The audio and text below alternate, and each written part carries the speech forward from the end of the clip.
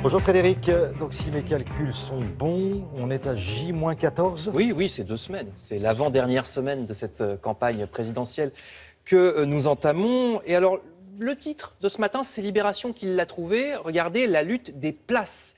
Parce que les 4 principaux candidats, vous savez, se retrouvent de plus en plus dans un mouchoir de poche, avec Jean-Luc Mélenchon qui monte, François Fillon qui est stable, et les favoris Marine Le Pen et Emmanuel Macron qui ont tendance à se tasser.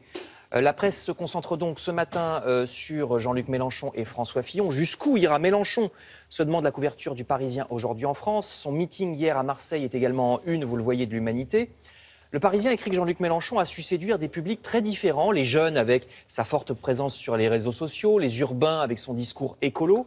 Alors on verra ce que ça donne dans les urnes, mais pour l'instant, le candidat de la France insoumise semble avoir ringardisé Benoît Hamon. C'est maintenant plutôt lui, Jean-Luc Mélenchon, qui incarnerait la principale candidature de gauche. C'est en tout cas ce que disent ses partisans, bien sûr, dans Le Parisien. Et puis l'autre homme du week-end, c'est François Fillon. N'oublions pas François Fillon, il a certes baissé dans les sondages avec toutes les révélations sur ses affaires, mais il n'a pas baissé tant que ça. Il est toujours dans la course. Vous voyez ces 2 articles dans Libération et Le Figaro. Alors, bizarrement, Le Figaro, ici à gauche, est plutôt moins enthousiaste que Libé. Vous voyez, François Fillon arrivera-t-il à forcer le destin, semble se demander le titre, alors que Libération a l'air de prendre davantage au sérieux le pari que se fait François Fillon, je cite, de stupéfier et de démentir donc les sondages qui, vous le savez, le donnent maintenant en 4e position. Ce manque d'enthousiasme, on le retrouve aussi dans l'éditorial du Figaro. Regardez l'édito. C'est pas forcément le plus enthousiaste des titres quand vous soutenez un candidat que de dire que voter pour lui est logique. On a connu des adjectifs plus triomphaux. L'édito se borne à critiquer les autres candidats pour expliquer en conclusion que du coup, le mieux, c'est encore François Fillon. Je vous invite à lire cet article. C'est vrai que c'est un choix à remarquer de donner des arguments à froid et de préférer la logique plutôt qu'un enthousiasme tonitruant, pourquoi pas. Mais il y a une citation vraiment bizarre ce matin. Regardez, c'est celle-ci, c'est toujours dans le Figaro. François Fillon se compare à Vercingétorix, rebelle gaulois qui, je cite, infligea une défaite à Jules César. Alors c'est risqué comme comparaison, parce que c'est vrai qu'il y a eu une première victoire de Vercingétorix contre César, mais après il a perdu. Il a été capturé par César et il est mort en prison, dans les prisons romaines. Donc c'est un peu étrange. Autre petite phrase, cette fois contre Emmanuel Macron. Désormais, c'est contre lui que François Fillon concentre ses attaques. Vous voyez à droite ici les échos au journal L'Opinion qui souligne que François Fillon concentre ses attaques contre Emmanuel Macron. Et à gauche, vous voyez que le camp Fillon dit qu'Emmanuel Macron devrait s'appeler Emmanuel Hollande, puisqu'il est en fait l'héritier politique de François Hollande. Mais vous voyez que l'intéressé a répondu.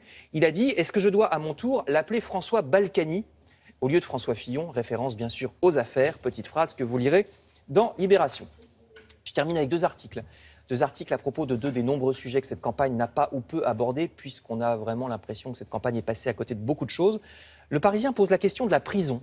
Est-ce qu'il faut remplir les prisons comme l'Europe du Sud ou de l'Est, ou bien faut-il au contraire faire beaucoup de peines alternatives et n'emprisonner les délinquants que le moins possible, comme l'Europe du Nord? Vous voyez qu'il y a des chiffres vraiment très différents selon les pays. On emprisonne 8 fois plus en Russie, par exemple, qu'aux Pays-Bas. Nous, on est à peu près moyen.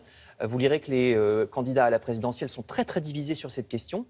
Enfin, l'enseignement. Question sur l'enseignement, article dans le Figaro sur les apprentis professeurs qui se plaignent parce que la formation qu'ils reçoivent serait insuffisante, formation très floue avec beaucoup de blabla, des non-styles et qui ne les préparerait pas correctement à être devant une classe. Beaucoup de blabla et peu de concret. Finalement, c'est un peu un résumé de ce que les journaux ont l'air de penser de cette campagne présidentielle, en tout cas pour l'instant, puisqu'il reste 14 jours.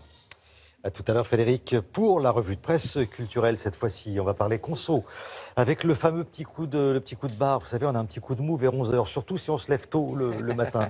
Isabelle Martin.